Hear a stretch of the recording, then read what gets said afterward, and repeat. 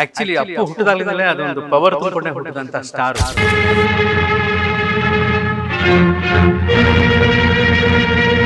ಯುವರಾಜ ಸಿನಿಮಾದ ಎಲ್ಲ ಹಾಡುಗಳನ್ನ ಬರೆದಿದ್ದೆ. ಆವಾಗ ನನಗೆ ಅಲ್ಲಿ ಪುರಿ ಜಗನ್ನಾಥ್ ಅವ್ರ ಜೊತೆ ಸಾಕಷ್ಟು ಒಡನಾಟಗಳೆಲ್ಲ ಇತ್ತು.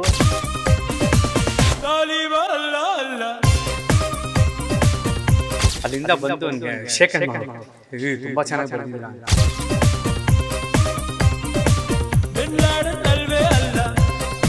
ದೊಡ್ಡದಾಗಿ ಗ್ರ್ಯಾಂಡ್ ಆಗಿ ಮಾಡಿದಂಥ ಒಂದು ಮೊದಲ ಸಿನಿಮಾ ಅಪ್ಪು ಸಿನಿಮಾ.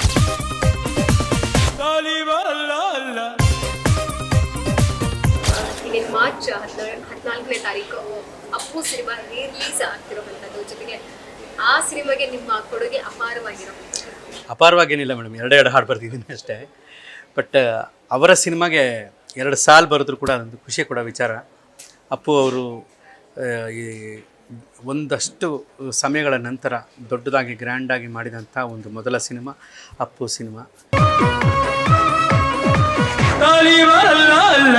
ಆ ಚಿತ್ರದಲ್ಲಿ 2 ಹಾಡು ಬರೆಯೋ ಅವಕಾಶ, ಎಲ್ಲಿಂದ ಆರಂಭವೋ ಹಾಡು, ಮತ್ತು ಆ ಅಪ್ಪಾಜಿಯವರ ಹಾಡು, ರಾಜ್ಕುಮಾರ್ ಸರ್ ಹಾಡಿದ್ರು, ಆ ದೇವರ ಹಾಡಿದ್ದು, 2 ಹಾಡುಗಳನ್ನ ಬರೆಯೋ ಒಂದು ಅವಕಾಶ ಆಯಿತು. 2 ಹಾಡು ಬರೆಯೋದು ಒಂದು ವಿಷಯ ಅಷ್ಟೇ, ಬಟ್ ತಿಂಗಳಾನುಗಟ್ಟಲೆ ಅವ್ರ ಜೊತೆ ಸಮಯ ಕಳೆಯುವಂಥ ಒಂದು ಆಸ್ಪದ. ಒಂದೊಂದು ಸಿನಿಮಾಗೆ ಅವ್ರಿಗೆ ಹಾಡು ಬರೆಯುವಾಗಲೂ ಒಂದು ಅಷ್ಟು ಕಾಲ ಅವ್ರ ಜೊತೆ ಸಮಯ ಕಳೆಯುವಂಥ ಒಂದು ಅವಕಾಶಗಳು, ಅದು ಒಂದು ಒಳ್ಳೆಯ ಅವಿಸ್ಮರಣೀಯವಾದ ವಿಚಾರ. ಸಾಕಷ್ಟು ಚಾಲೆಂಜ್ ಇತ್ತು ಅನ್ಸುತ್ತೆ ಅಲ್ವಾ ಸರ್? ಯಾಕಂತ ಹೇಳಿದ್ರೆ ಅಪ್ಪು ಅವ್ರದ್ದು ಫಸ್ಟ್ ಸಿನಿಮಾ ಆಗಿತ್ತು, ಜೊತೆಗೆ ಸಾಂಗ್ ಹಿಟ್ ಆಯಿತು, ಮ್ಯೂಸಿಕ್ ಹಿಟ್ ಆಯಿತು. ಹೀಗೆ ಚಾಲೆಂಜ್ ಅಂತ ಆ ಥರ ಏನು ಅನಿಸಲ್ಲ, ಯಾಕೆಂದರೆ ಆ ವಾತಾವರಣ ತುಂಬ ಸೌಹಾರ್ದವಾಗಿರುತ್ತೆ, ತುಂಬ ಫ್ರೆಂಡ್ಲಿ ಆಗಿರುತ್ತೆ, ತುಂಬ ಪ್ರೀತಿಯಿಂದ ಇರುತ್ತೆ. ಆಮೇಲೆ ಅವ್ರ ಮನೆಗೆ ಎಲ್ಲ ಹಿರಿಯರು ಕಿರಿಯರು ಎಲ್ಲರೂ ಕೂಡ ತುಂಬ ವಿಶ್ವಾಸವಾಗಿರ್ತಾರೆ. ಅಲ್ಲಿ ನಿಮ್ಗೆ ಯಾವುದೇ ರೀತಿ ಚಾಲೆಂಜು ಅಥವಾ ಕಷ್ಟ ಕಠಿಣ ಹಂಗೆಲ್ಲ ಅನಿಸೋದೇ ಇಲ್ಲ. ಅದು ತುಂಬ ಸಲೀಸಾಗಿ ಸರಾಗವಾಗಿ ಇರೋ ಹಾಗೆ ಆ ವಾತಾವರಣ ಕ್ರಿಯೇಟ್ ಆಗಿರುತ್ತೆ ಅಲ್ಲಿ. ಹಾಗಾಗಿ ಬಟ್ ಏನಂದರೆ ಅಷ್ಟು ದೊಡ್ಡವರ ಪ್ರೊಡಕ್ಷನ್ಗೆ, ಮತ್ತು ಪಾರ್ವತಮ್ಮ ಅವರು ಅಲ್ಲಿ ಕೂತಿದ್ರು, ವರದಪ್ಪ ಅವ್ರು ಕೂತಿದ್ರು, ರಾಜ್ಕುಮಾರ್ ಸರ್ ಕೂತಿದ್ರು, ಅವ್ರ ಜೊತೆ ಎಲ್ಲ ಕೂತ್ಕೊಂಡು ಯೋಚನೆ ಮಾಡಿ ಬರೀಬೇಕು. ನಾವು ಎಂತೆಂಥ ರೈಟ್ರ್ಗಳು ಕೆಲಸ ಮಾಡಿರುವಂಥ ಜಾಗ, ಎಂತೆಂಥ ಸಂಗೀತ ನಿರ್ದೇಶಕರು ಕೆಲಸ ಮಾಡಿರುವಂಥ ಜಾಗ, ಅಲ್ಲಿ ಕೂತ್ಕೊಂಡು ನಾವು ಹಾಡು ಬರೆದು ಇದನ್ನು ಅವ್ರಿಗೆ ಒಪ್ಪಿಸ್ಬೇಕು ಅನ್ನೋ ಒಂದು ವಿಚಾರ ಬಂದಾಗ ಸ್ವಲ್ಪ ಯೋಚನೆ ಆಗುತ್ತೆ, ಇನ್ನೆಷ್ಟು ಎಕ್ಸ್ಟ್ರಾ ಎಫರ್ಟಿಂದ ಮಾಡಬೇಕಂತ.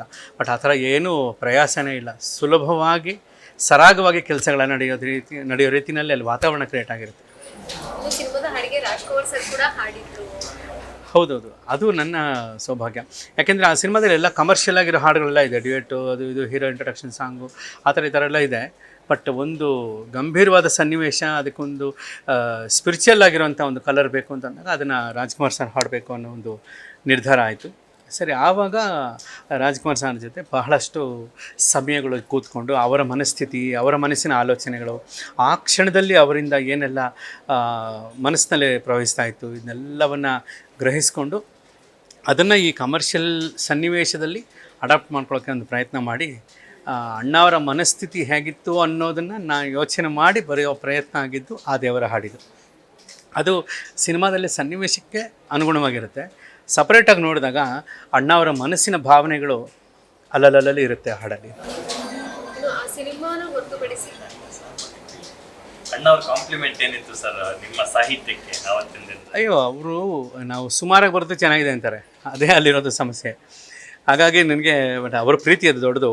ಬಟ್ ಆಮೇಲೆ ಅದೇ ಒಂದು ಚಿಕ್ಕದ 2 ಉದಾಹರಣೆ ಕೊಡಬೇಕು ಅಂತಂದರೆ ಯಾವ ರೀತಿ ಅಂದರೆ, ಈಗ ರಾಜ್ಕುಮಾರ್ ಅವರು ಪಾರ್ವತಮ್ಮ ಅವರು ಅಲ್ಲಿ ನಿಂತ್ಕೊಂಡಿದ್ರು, ನಾನು ಎದುರುಗಡೆ ನಿಂತಿದ್ದೆ, ಏನೋ ಮಾತಾಡ್ತಾ ಇದ್ದಾಗ ಸುಮ್ಮನೆ ನಾನು ಅವ್ರನ್ನೇ ನೋಡ್ತಾ ಇದ್ದೆ, ಹೀಗೆ ನೋಡ್ತಾ ಇದ್ರು. ನಾನಂದರೆ ನಿಮ್ಮಿಬ್ಬರನ್ನ ನೋಡ್ತಾ ಇದ್ರೆ ನನಗೆ ನಮ್ಮ ಅಪ್ಪ ಅಮ್ಮನ ನೋಡ್ದಂಗೆ ಅನ್ನಿಸ್ತಾ ಇದೆ ನನಗೆ ಅಂತಂದೆ. ಯಾಕೆ ನಮ್ಮ ಅಪ್ಪ ಅಮ್ಮನ ಏಜೆ ರಾಜ್ಕುಮಾರ್ ಅವ್ರಿಗೆ, ಪಾರ್ವತಮ್ಮ ಅವ್ರಿಗೆ, ನಮ್ಮ ಅಪ್ಪ ಅಮ್ಮನ ನೋಡ್ದಂಗೆ ಅನ್ನಿಸ್ತಾ ಇದೆ ಅಂದರೆ ಅದೆಲ್ಲ ಕಾರಣ, ಪ್ರತಿಯೊಬ್ಬರಲ್ಲೂ ಅಪ್ಪ ಅಮ್ಮನನ್ನೇ ಹುಡುಕುವಂಥ ಕಣ್ಗಳು ನಿಮ್ಮದು, ಅದಕ್ಕೆ ಹಂಗೆ ಅನ್ನಿಸ್ತಾ ಇದೆ ಅಂತಂದರು. ಸೊ ಅವರು ಯೋಚನೆ ಮಾಡೋ ರೀತಿ ಹೇಗಿದೆ ಅಂತ. ಆಮೇಲೆ ಇನ್ನೊಂದು ಹಾಡು ಬರೆಯುವಾಗ ಅವರು ಎದುರುಗಡೆ ಕೂತಿದ್ದು ಅವ್ರ ಅಣ್ಣವರು ಎದ್ದು ನಿಂತ್ಕೊಂಡು ಅಲ್ಲಿಂದ ಬಂದು ನನಗೆ ಶೇಕ್ ಹ್ಯಾಂಡ್ ಮಾಡಿಬಿಟ್ರು, ತುಂಬ ಚೆನ್ನಾಗಿ ಬರೆದಿದ್ದೀರಾ ಅಂತ. ಅಯ್ಯೋ, ನನಗೆ ಏನೋ ತೋಚಿದ್ದಕ್ಕೆ ಬಂದಿದ್ದು ಅಂತಂದೆ. ಈ ತೋಚಿದ್ದಕ್ಕೆಲ್ಲ ಬಂದಿದ್ದು, ನೀವು ಅದು ಸೋತಿದ್ದಕ್ಕೆ ಬಂದಿದ್ದು ಅಂತ. ಈ ಥರ ಒಂದೊಂದು ವಿಷಯಗಳನ್ನು ಕೂಡ ಅವರು ಇಂಡೆಪ್ತ್ ಹೋಗಿ ಯೋಚನೆ ಮಾಡೋಂಥ ರೀತಿ, ಈ ಥರ ಅವರ ಅಪ್ರಿಷಿಯೇಷನ್ ಅನ್ನೋದು ಹೇಗಿರುತ್ತೆ ಗೊತ್ತಾ, ನಮಗೆ ಒಂದು ಇನ್ನೂ ಶ್ರದ್ಧೆಯಿಂದ ಇರು ಅನ್ನೋದು ಎಚ್ಚರಿಕೆ. ಅದು ನಮಗೆ ಅವರ ಹೊಗಳಿಕೆ ಅಥವಾ ಪ್ರಶಂಸೆ ನಮಗೆ ಮುಂದೆ ಇನ್ನೂ ನೀವು ಶ್ರದ್ಧೆಯಿಂದ ಇರಬೇಕು ಅನ್ನೋದರ ಎಚ್ಚರಿಕೆ. ಅದು ಆ ರೀತಿ ನಾನು ಯೋಚಿಸ್ತೀನಿ. ಅದು ಅವರು ಎಷ್ಟು ನಮ್ಮ ನೋಡಿ ಒಂದು ಸರಿ ನಕ್ಕರು ಅಂದರೆ ನಾನು ಇನ್ನೊಂಚೂರು ಶಿಸ್ತಿಂದ ಬದುಕಬೇಕು ಅಂತ ಅರ್ಥ ಅದು ಆ ರೀತಿ. ಅದನ್ನೆಲ್ಲ ಸುಮ್ಮನೆ ಜಾಲಿಯಾಗಿ ತೊಗೊಂಡು ಕುಣಿದಾಡೋ ಅಂಥದ್ದಲ್ಲ ಅದು. ಅದಕ್ಕೆ ತುಂಬ ವ್ಯಾಲ್ಯೂ ಇದೆ, ತುಂಬ ಘನವಾದಂಥ ವಿಚಾರ. ಅವರ ನಗು, ಅವರ ಪ್ರಶಂಸೆ, ಅವರ ಮಾತು, ಅವರ ಸಾಂಗತ್ಯ, ಅವರ ಒಂದು ಶೇಕ್ ಹ್ಯಾಂಡು, ಅವರ ಸ್ಪರ್ಶ, ಅವ್ರನ್ನ ಅಪ್ಕೊಳ್ಳೋವಾಗ ಏನು ಒಳ್ಳೆ ವಜ್ರಸ್ತಂಭನ ತಬ್ಕೊಂಡಂಗಿರೋದು ಅಣ್ಣವ್ರು ನನಗೆ ತಬ್ಕೊಂಡ್ರೆ. ಸೊ ಅವ್ರು ಶೇಕ್ ಹ್ಯಾಂಡ್ ಮಾಡಿದ್ರೆ ಹಾಗಿರೋದು. ಇವೆಲ್ಲ ಎಲ್ಲಿ ಏನಂತಂದರೆ ನಾವಿನ್ನು ಹೆಚ್ಚು ಶ್ರದ್ಧೆಯಿಂದ ಇರೋ, ಹೆಚ್ಚು ಶಿಸ್ತಿಂದ ಇರೋ, ಹೆಚ್ಚು ಹಾರ್ಡ್ ವರ್ಕ್ ಮಾಡು, ಹೆಚ್ಚು ಶುದ್ಧನಾಗಿರು, ಹೆಚ್ಚು ಬದ್ಧನಾಗಿರು, ಆದರೆ ಸಾಧ್ಯ ಆದರೆ ಬುದ್ಧನಾಗಿರೋ, ಈ ರೀತಿ ನಮ್ಮನ್ನು ನಾವು ಇಟ್ಕೊಂಡು ಹೋಗೋದಕ್ಕೆ ಇವೆಲ್ಲ ನಮಗೆ ಒಂದು ಎಚ್ಚರಿಕೆಯ ಗಂಟೆಗಳಂತ ನಾನು ಅಂದ್ಕೊಳ್ತೀನಿ. ಅದು ಬಟ್ ಅವರಷ್ಟು ಒಳ್ಳೆ ಮನಸ್ಸಿಂದ ಪ್ರೀತಿಸಿದ್ದಾರೆ, ಪ್ರೀತಿ ಕೊಟ್ಟಿದ್ದಾರೆ. Super sir. ಆಲ್ಮೋಸ್ಟ್ ಅಲ್ಲಿ ಎಲ್ಲ ಬರಹಗಾರರು ಇಲ್ಲಿನವರೇ ಒಂದು ಲೈನ್ ಇಟ್ಕೊಂಡು ಸಿನಿಮಾನ ಕಥೆನ ಹೆಣ್ದಿದ್ರು ಪುರಿ ಜಗನ್ನಾಥ್ ಅವರು. ಅದು ಅಟ್ ಎ ಟೈಮ್ ಕನ್ನಡ ಮತ್ತು ತೆಲುಗು ಎರಡರಲ್ಲೂ ಶೂಟ್ ಆಯಿತು. ಸೊ ನಿಮ್ಮ ಬರವಣಿಗೆ ತೆಲುಗು ಡೈರೆಕ್ಟರ್ ಅವ್ರಿಗೆ ಭಾಷೆಯ ಒಂದು ಏರಿಳಿತಗಳ ನಡುವೆ ಎಷ್ಟು ಮಟ್ಟಿಗೆ ಕನ್ವಿನ್ಸಿಂಗ್? ಅಲ್ಲಿ ಏನೋ ಅದು ಸಮಸ್ಯೆ ಆಗಲಿಲ್ಲ ನನಗೆ. ಈ ಭಾಷೆದಂಥ ತೊಡಕು ಆಗಲ್ಲ ಸಾಮಾನ್ಯವಾಗಿ. ಯಾಕೆಂದರೆ ನಮ್ಮ ಕನ್ನಡ ಭಾಷೆ ಅನ್ನೋದೇ ಎಲ್ಲದನ್ನು ಆಸ್ವಾದಿಸಿ ಆರಾಧಿಸಿ ಆಶೀರ್ವಾದ ಮಾಡುವಂಥ ಭಾಷೆ ಕನ್ನಡದ ಭಾಷೆ. ಹಾಗಾಗಿ ತೆಲುಗು, ತಮಿಳು, ಆ ಕಡೆ ಹಿಂದಿ ಅವೆಲ್ಲ ಏನೂ ಸಮಸ್ಯೆ ಆಗೋದಿಲ್ಲ. ಬಟ್ ಇಲ್ಲಿ ಏನಂತಂದರೆ ಪುರಿ ಜಗನ್ನಾಥ್ ಅವ್ರ ಪರಿಚಯ ಇತ್ತು ನನಗೆ. ಯುವರಾಜ ಅನ್ನೋ ಚಿತ್ರದ ಎಲ್ಲ ಹಾಡುಗಳನ್ನ ನಾನು ಬರೆದಿದ್ದೆ. ಹಾಗಾಗಿ ಆ ಸಿನಿಮಾದ ಯುವರಾಜ ಸಿನಿಮಾದ ಎಲ್ಲ ಹಾಡುಗಳನ್ನ ಬರೆದಿದ್ದೆ. ಆವಾಗ ನನಗೆ ಅಲ್ಲಿ ಪುರಿ ಜಗನ್ನಾಥ್ ಅವ್ರ ಜೊತೆ ಸಾಕಷ್ಟು ಒಡನಾಟಗಳೆಲ್ಲ ಇತ್ತು. ಮತ್ತು ಇಲ್ಲಿ ವಾತಾವರಣ ಆ ರೀತಿ ನಮ್ಗೆ ಕಷ್ಟ ಆಗೋದಿಲ್ಲ. ಆವಾಗ ಇಲ್ಲಿ ತುಂಬ ಸುಲಭವಾಗಿರುತ್ತೆ ಅಲ್ಲಿ. ಬಟ್ ನಾವು ಸ್ವಲ್ಪ ಕಾನ್ಷಿಯಸ್ ಆಗಿರಬೇಕಷ್ಟೇ. ಯಾಕೆ ನಾವು ನಮ್ಮಿಂದ ಏನು ತಪ್ಪುಗಳು ನಡಿಬಾರ್ದು ಅನ್ನೋ ವಿಷಯದಲ್ಲಿ ನಾವು ಕಾನ್ಷಿಯಸ್ ಆಗಿರಬೇಕಾಗುತ್ತೆ. ಬಟ್ ತುಂಬಾ ಫ್ರೀಡಮ್ ಇರುತ್ತೆ ಅಲ್ಲಿ. ಸರ್, ಆ ಟೈಮಲ್ಲಿ ಅಪ್ಪು ಅವರು ಬಾಲನಟ್ಟಾಗಿ ಸಾಲು ಸಿನಿಮಾಗಳನ್ನು ಮಾಡಿದ್ರು. ಆ ಸಣ್ಣ ವಯಸ್ಸಿಗೆ ನ್ಯಾಷನಲ್ ಅವಾರ್ಡನ್ನು ಪಡ್ಕೊಂಡಿದ್ರು. ಸೊ ಅವ್ರ ಮನೆಯಲ್ಲಿ ಪ್ರೀತಿಯಿಂದ ಮುದ್ದಾಗಿ ಕರೀತಿದ್ದಂತಹ ಹೆಸರಲ್ಲಿ ಅವ್ರಿಗೊಂದು ಸಿನಿಮಾ ಮಾಡ್ತಿದ್ದಾರೆ ಅಂತಂದಾಗ ಅಫ್ಕೋರ್ಸ್ ಆ ಟೈಮಲ್ಲಿ ಅಪ್ಪು ಅವರು ಪವರ್ ಸ್ಟಾರ್ ಅಂತ ಅಷ್ಟು ಈಸಿಯಾಗಿ ಕೊಟ್ಟಿಲ್ಲ. ಅವ್ರ ಪವರ್ ಏನು ಅನ್ನೋದು, ಅವ್ರ ಕಲರ್ ಏನು ಅನ್ನೋದು ಒಂದಷ್ಟು ದಶಕಗಳ ಕಾಲ ಅವರು ತೋರಿಸ್ಕೊಟ್ರು ಕರ್ನಾಟಕದ ಜನತೆಗೆ, ಕನ್ನಡ ಇಂಡಸ್ಟ್ರಿಗೆ. ಸೊ ನೀವು ಕಂಡಂತೆ ಅಪ್ಪು ಅವರು ಆ ದಿನಗಳಲ್ಲಿ ಅವರ ಜೋಶು, ಅವರ ಸಿನಿಮೋತ್ಸಾಹ, ಅವರ ಎಂಥೂಸಿಯಾಸಮ್ ಎಷ್ಟಿತ್ತು? ಎಲ್ಲವಿತ್ತು. ನೀವು ಹೇಳಿದಂಗೆ ಜೋಶು, ಎಂಥೂಸಿಯಾಸಮು, ಸಿನಿಮೋತ್ಸಾಹ, ಅವರ ಶ್ರದ್ಧೆ ಎಲ್ಲನೂ ಇತ್ತು. ಆದರೆ ಯಾವ ಕ್ಷಣದಲ್ಲೂ ಅವ್ರಿಗೆ ಈ ನಾನು ಅನ್ನೋ ಹಮ್ಮು ಬಿಮ್ಮು ಇರಲಿಲ್ಲ. ಅವ್ರಿಗೆ ಅಹಂಕಾರ ಇರಲಿಲ್ಲ. ಅವ್ರಿಗೆ ನಾನೇನೋ ಮಾಡಿಬಿಟ್ಟಿದ್ದೀನಿ, ಏನೋ ಸಾಧಿಸ್ಬಿಟ್ಟಿದ್ದೀನಿ ಅನ್ನೋದು ಇರಲಿಲ್ಲ. ಆ್ಯಕ್ಚುಲಿ ಅಪ್ಪು ಹುಟ್ಟಿದಾಗಲಿಂದಲೇ ಅದೊಂದು ಪವರ್ ತುಂಬಿಕೊಂಡೇ ಹುಟ್ಟಿದಂಥ ಸ್ಟಾರು. ಆಮೇಲೆ ಕರಿತಿದ್ದು ಪವರ್ ಸ್ಟಾರು. ಹಾಗಾಗಿ ಅವರು ಹುಟ್ಟಿದಾಗಲೇ ಪವರ್ ಸ್ಟಾರ್ ಅವರು. ಆ್ಯಕ್ಚುಲಿ ಅದು ಬಹುಶಃ ಶಿವಣ್ಣ ಕೊಟ್ಟಿರಬೇಕು ಆ ಹೆಸರು ಅನ್ಸುತ್ತೆ. ಹಾಗೆ ಕರೆಕ್ಟಾಗಿ ಕೊಟ್ಟಿದ್ದಾರೆ ಅದು. ಸೊ ಹಾಗಾಗಿ ಅದು ಪವರ್ ಸ್ಟಾರ್ ಪುನೀತ್ ರಾಜ್ಕುಮಾರ್ ಅವರು ತಾನು ಯಾವತ್ತೂ ಕೂಡ ಕಾಲರ್ ಮೇಲೆ ಕೈ ಹೋಗೇ ಅವ್ರಿಗೆ. ಅಷ್ಟು ವಿಧೇಯತೆ, ವಿನಯವಾಗಿ ಇದ್ಕೊಂಡು ಎಲ್ಲರನ್ನೂ ವಿಶ್ವಾಸವಾಗಿ ನಡೆಸ್ಕೊಳ್ತಾರೆ. ನಿಮಗೆ ಗೊತ್ತಿಲ್ಲದಿರೋದು ಏನಿದೆ, ನೀವು ಎಷ್ಟು ವರ್ಷ ಸ್ನೇಹಿತರಾಗಿದ್ದವರು ಅವ್ರಿಗೆ. ಸೊ ಅದು ಅವರ ಗುಣ ವಿಶೇಷಗಳು ಅದು ಬಹಳ ಒಂಥರ ಹೆಮ್ಮೆ ಪಡುವಂಥದ್ದು ಆ ಥರ ಇದೆ. ಅಪ್ಪು ಅವರ ಮೊದಲ ಸಿನಿಮಾನೇ ಸುಮಾರು 20ಕ್ಕೂ ಅಧಿಕ ಚಿತ್ರಮಂದಿರಗಳಲ್ಲಿ ಶತದಿನೋತ್ಸವ ಆಚರಿಸ್ಕೊಳ್ತು. ಸೊ ಅದಾದ ನಂತರ ಸೂಪರ್ ಸ್ಟಾರ್ ರಜನಿಕಾಂತ್ ಅವರು ನಮ್ಮ ಬೆಂಗಳೂರಿಗೆ ಬಂದು ಅದರ ಶತದಿನೋತ್ಸವ ಕಾರ್ಯಕ್ರಮವನ್ನು ತುಂಬ ಅದ್ದೂರಿಯಾಗಿ ಘನವಾಗಿ ಮಾಡ್ತಾರೆ. ಅಲ್ಲಿ ಅಣ್ಣವರ 3 ರಾಜಕುಮಾರರು ಒಟ್ಟಿಗೆ ಲೈವ್ ಪರ್ಫಾರ್ಮ್ ಮಾಡ್ತಾರೆ. ಹೌದೌದು. ಆ ವೇದಿಕೆಯಲ್ಲಿ ನನಗೂ ಕರೆದು ಶೀಲ್ಡ್ ಎಲ್ಲ ಕೊಟ್ಟಿದ್ರು ಅಲ್ಲಿ. ನನಗೆ ಅದು ಮರೆಯೋಕ್ಕೆ ಆಗೋಲ್ಲ. ಅದು ರಜನಿಕಾಂತ್ ಸರ್ ಎಲ್ಲ ಒಂದಷ್ಟು ಭವಿಷ್ಯ ನೋಡ್ತಿದ್ರು ಅಪ್ಪು ಅವ್ರ ಬಗ್ಗೆ. ಅದು ನಿಜವೂ ಕೂಡ ಆಯಿತು. ಹೌದೌದು. ಯಾಕೆಂದರೆ ರಜನಿಕಾಂತ್ ಅವ್ರಿಗಾಗಲಿ, ರಾಜ್ಕುಮಾರ್ ಅವ್ರಿಗಾಗಲಿ, ಇವ್ರಿಗೆಲ್ಲ ಏನಂತಂದರೆ ಒಂದು ಫೋರ್ ಥಾಟ್ ಅಂತ. ಮುಂದೆ ಏನೋ ಆಗೋದನ್ನು, ಈ ಸಿಂಹಾವಲೋಕನ ಅಂದರೆ ಏನು ಅಂದರೆ ನೀವು ಹಿಂದೆ ತಿರುಗಿ ನೋಡೋದು. ಇದು ಸಿನಿಮಾವಲೋಕನ, ಮುಂದೆ ತಿರುಗಿ ನೋಡೋದು. ಹಾಗೆ ಸಿನಿಮಾವಲೋಕನ ಎರಡೂ ಕೂಡ ಇದ್ದಂಥವರು ರಾಜ್ಕುಮಾರ್ ಸರ್, ರಜನಿಕಾಂತ್ ಸರ್. ಹಾಗಾಗಿ ಅವರು ಅಪ್ಪು ಅವ್ರ ಬಗ್ಗೆ ಆವತ್ತೇ ನೋಡಿದ್ದು ಭವಿಷ್ಯ. ಅದಷ್ಟು ಈಸಿಯಾಗಿ ನಿಜಾನ ಆಯಿತು. ಒಂದು ವಿಷಯ ಹೇಳ್ತೀನಿ, ಇವತ್ತು ನಮ್ಮ ಮುಂದೆ ಫಿಸಿಕಲಿ ಅವರು ಇದ್ದೇ ಇರ್ಬೋದು ಅಥವಾ ನಮಗೆ ಇಲ್ಲ ಅಂತ ನಾವು ಅಂದ್ಕೋಬಹುದು. ನನ್ನ ಪ್ರಕಾರ ಯಾವತ್ತಿಗೂ ಅಜರಾಮರರು, ಚಿರಂಜೀವಿಗಳು. ಇಲ್ಲಾಂದರೆ ನಾವು ಅವ್ರನ್ನ ನೆನೆಸ್ಕೊಂಡು ಇಷ್ಟೆಲ್ಲ ಆ್ಯಕ್ಟಿವ್ ಆಗಿರೋಕ್ಕೆ ಸಾಧ್ಯವೇ ಇಲ್ಲ. ಇವಾಗ ಅಪ್ಪು ಸಿನಿಮಾ ಮರುಬಿಡುಗಡೆ ಆಗ್ತಾಯಿದೆ. ಎಲ್ಲ ಅಭಿಮಾನಿಗಳ ಹಾಗೆ ನನಗೂ ಕೂಡ ಖುಷಿ ಇದೆ, ಆ ಒಂದು ಉತ್ಸಾಹ ಇದೆ, ಹುಮ್ಮಸ್ಸಿದೆ. ಹಾಗೆ ಈ ಸಾರಿ ಕೂಡ ಅದು ಹಿಟ್ಟಾಗಲಿ. ಈಗ ಹಾಗೇ ಅವರ 50ನೇ ವರ್ಷದ ಜನ್ಮದಿನ. ಸಾಮಾನ್ಯವಾಗಿ ಹೇಳ್ತಾರೆ ನಮ್ಮ ಜೊತೆ ಯಾರೂ ಇಲ್ಲ, ಭೌತಿಕವಾಗಿ ಅವ್ರು ತೀರ್ಕೊಂಡ ಮೇಲೆ ಹುಟ್ಟಿದಬ್ಬ ಎಂತಾದ್ರೂ ಆಚರಿಸೋದು ಅವೈಜ್ಞಾನಿಕ ಅಂತಾರೆ. ಅದೆಲ್ಲ ಅಲ್ಲ. ಅವ್ರಿಗೆ ಅರ್ಥ ಆಗದಿರೋ ವಿಚಾರ ಅದು ಒಳಗಿರೋ ಇನ್ಕಾನ್ಷಿಯಸ್ಸು, ಸಬ್ಕಾನ್ಷಿಯಸ್ಸಲ್ಲಿ ನಮ್ಮ ಸುಪ್ತ ಪ್ರಜ್ಞಾವಸ್ಥೆಯಲ್ಲಿ ಅವರು ಜೀವಂತವಾಗಿ ಬದುಕಿರ್ತಾರೆ. ಆ ಚೈತನ್ಯ ಯಾವತ್ತಿಗೂ ಇರುತ್ತೆ. ಹಾಗಾಗಿ 50 ಅಲ್ಲ 150 ವರ್ಷ ಆದ ಬರ್ತ್ಡೇ ಮಾಡಿದರೂ ಕೂಡ ಪುನೀತ್ ರಾಜ್ಕುಮಾರ್ ಅವರು ಅಜರಾಮರನೇ ಅವ್ರು ಇದ್ದೇ ಇರ್ತಾರೆ ಅವರು. ಯಾಕೆಂತಂದರೆ ಅವ್ರ ಕೆಲಸಗಳ ಆ ರೀತಿ ಇದೆ, ಅವ್ರು ತೋರಿಸ್ಕೊಟ್ಟ ದಾರಿ ಆ ರೀತಿ ಇದೆ. ಆಮೇಲೆ ಅವ್ರಿಗೆ ಏನೋ ಒಂದು ಮಾಡಿಬಿಟ್ಟು ನೋಡಿ ಈ ಗೋಡೆಗೆ ಈ ಥರ ಪೇಂಟ್ ಮಾಡಬೇಕು, ನೋಡಿ ಈ ಚೇರ್ನ ಈ ಟೇಬಲ್ನ ಹಿಂಗೆ ತಿರುಗಿಸಿಡಬೇಕು ಅಂತ ತೋರಿಸಿದ್ದಿದ್ರೆ ಅದು ಮನೆಗಳಿಗೆ ಮಾತ್ರ ಸೀಮಿತ ಆಗಿರೋದು. ಆದರೆ ನೀನು ಒಬ್ರಿಗೆ ಸಹಾಯ ಮಾಡಿ ಒಬ್ರು ಬದುಕನ್ನು ಕಟ್ಟಿಕೊಡು ಅನ್ನೋದನ್ನು ತೋರಿಸ್ಕೊಟ್ಟಿದ್ದಾರಲ್ವ, ಮನುಕುಲ ಇರೋವರೆಗೂ ಕೂಡ ಅದು ಉಪಯೋಗ ಬರುತ್ತೆ, ಮನುಷ್ಯರು ಬದುಕಿರೋವರೆಗೂ ಅದು ಉಪಯೋಗ ಬರುತ್ತೆ. ಭೂಮಿ ಇರೋವರೆಗೂ ಮನುಷ್ಯರು ಇರ್ತಾರೆ, ಮನುಷ್ಯರವರೆಗೂ ಭೂಮಿ ಇರುತ್ತೆ. ಅಲ್ಲಿವರೆಗೂ ಕೂಡ ಅಪ್ಪು ಅವರು ಹೇಳ್ಕೊಟ್ಟಂಥ ಅಥವಾ ತೋರಿಸ್ಕೊಟ್ಟಂಥ, ಅವ್ರು ಯಾರಿಗೂ ಹಿಂಗೆ ಮಾಡು ಅಂತ ಹೇಳಲಿಲ್ಲ, ಅವ್ರು ಮಾಡಿ ತೋರಿಸಿದ್ರು. ಒಬ್ಬ ನಿಜವಾದ ತರಬೇತುದಾರ ಏನು ಮಾಡ್ತಾನೆ ಅಂತಂದರೆ, ನೋಡಯ್ಯ ನೀನು ಹೀಗೆ ಮಾಡು ನೀನು ಹೀಗೆ ಮಾಡು ಅಂತ ಹೇಳಲ್ಲ, ಅವ್ನು ಮಾಡಿ ತೋರಿಸ್ತಾನೆ. ನಿಜವಾದ ಒಬ್ಬ ಫೈಟರ್ ಏನು ಮಾಡ್ತಾನೆ ಅಂದರೆ ಅವ್ನು ಫೈಟ್ ಮಾಡಿ ತೋರಿಸ್ತಾನೆ. ನಿಜವಾದ ಪೇಂಟರು ಪೇಂಟ್ ಮಾಡಿ ತೋರಿಸ್ತಾನೆ. ನಿಜವಾದ ಹಾಡುಗಾರ ಹಾಡಿ ತೋರಿಸ್ತಾನೆ. ನೀನು ಸುಮ್ಮನೆ ಹಾಡು ಅಂತ ಹೇಳಲ್ಲ, ಅವನು ಹಾಡಿ ತೋರಿಸ್ತಾನೆ. ಹಾಗೆ ಇವರು ಮಾಡಿ ತೋರಿಸ್ತವ್ರು. ಹಾಗೆ ಮಾಡಿ ತೋರಿಸಿದ್ದಕ್ಕೇ ಅಷ್ಟು ದೊಡ್ಡ ಮಾಡಿಲಿರೋದವರು. ಹಾಗಾಗಿ ಪುನೀತ್ ಅವರು ಅವರ ಕೆಲಸದಿಂದ, ಅವರ ವ್ಯಕ್ತಿತ್ವದಿಂದ, ಅವರ ಬದುಕಿನ ರೀತಿ ನೀತಿಗಳಿಂದ ಅವ್ರು ಯಾವತ್ತಿಗೂ ಕೂಡ ಚಿರಂಜೀವಿ ಪಟ್ಟದಲ್ಲೇ ಇರ್ತಾರೆ. ಅವರು ಹಾಗೇ ಇರ್ತಾರೆ. ಅದು ಸತ್ಯ ಕೂಡ, ಸತ್ಯ ಕೂಡ. ಪ್ರತಿ ಜನ್ರೇಷನ್ಗೂ ಒಬ್ಬೊಬ್ಬ ಆದರ್ಶ ಪುರುಷ ಇರ್ತಾರೆ. ಅಣ್ಣ ಅವರು ಪ್ರೀವಿಯಸ್ ಜನ್ರೇಷನ್ಗೆ ಅಂದರೆ ಈ ಜನ್ರೇಷನ್ಗೆ ಅಪ್ಪು ಅವರು ಅಂತ. ಯಾಕಂದರೆ ಅವರ ನಡೆ ನುಡಿ ಆಚಾರ ವಿಚಾರಗಳು ತುಂಬ ಮಕ್ಕಳಿಂದ ಮುದುಕರವರೆಗೆಲ್ಲರ ಮೇಲೂ ಗಾಢವಾಗಿ ಪ್ರಭಾವ ಬೀರುತ್ತೆ.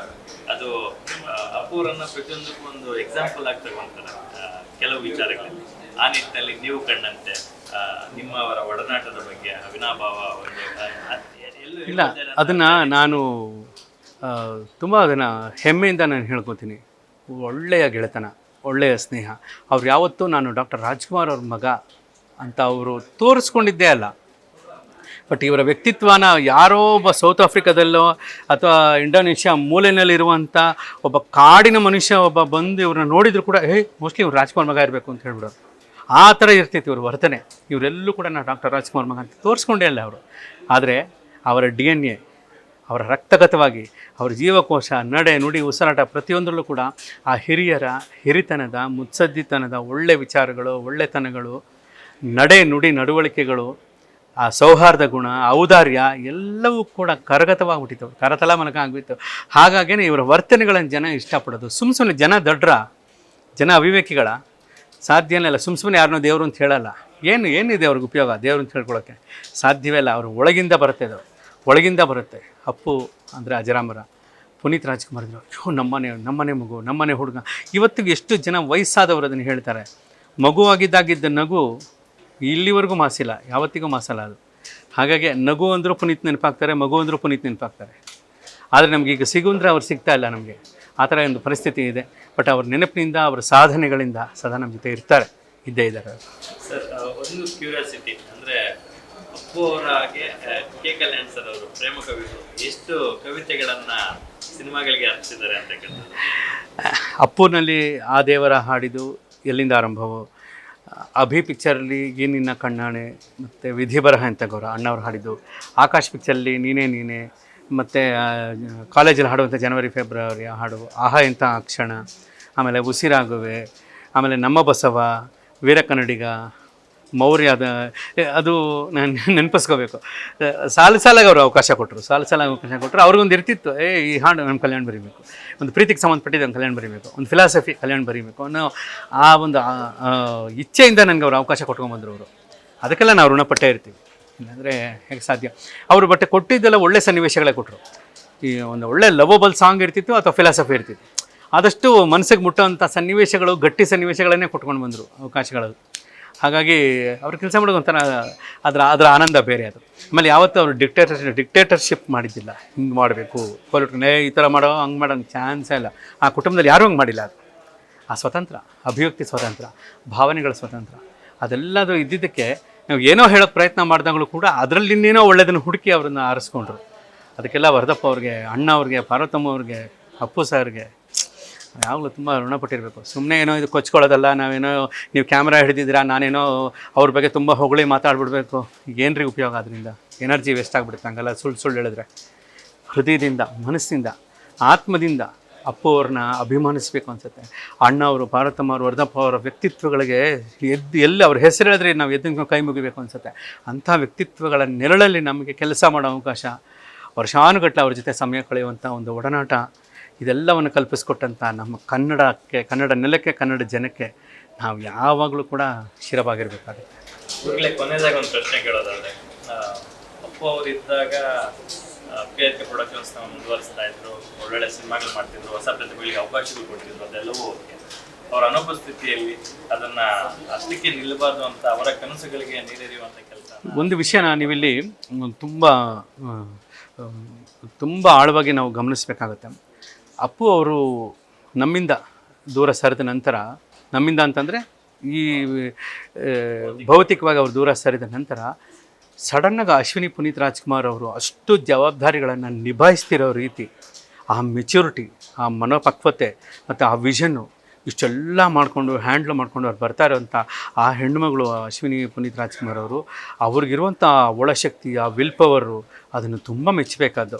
ಮೇಡಮ್ಗೆ ದೇವರು ತುಂಬ ಆಯುರ ಆರೋಗ್ಯ ಐಶ್ವರ್ಯಗಳನ್ನು ಕೊಟ್ಟು ತುಂಬ ಒಳ್ಳೇದು ಮಾಡಿ ಕಾಪಾಡಲಿ.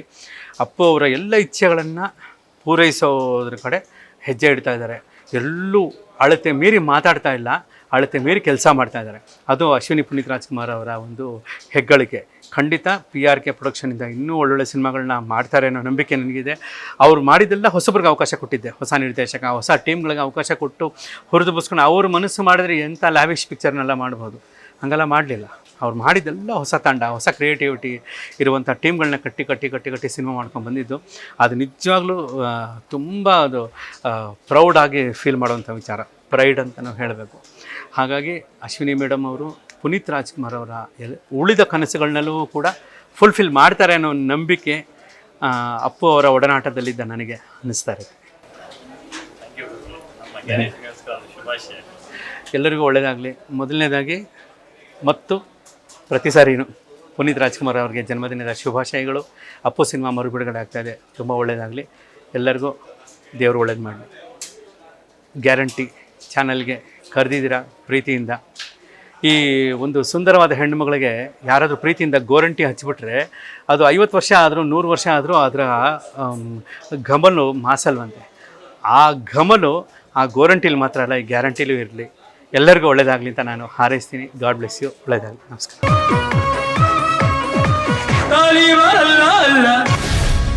ಗ್ಯಾರಂಟಿ ನ್ಯೂಸ್, ಸುದ್ದಿ ಖಚಿತ, ನ್ಯಾಯ ನಿಶ್ಚಿತ.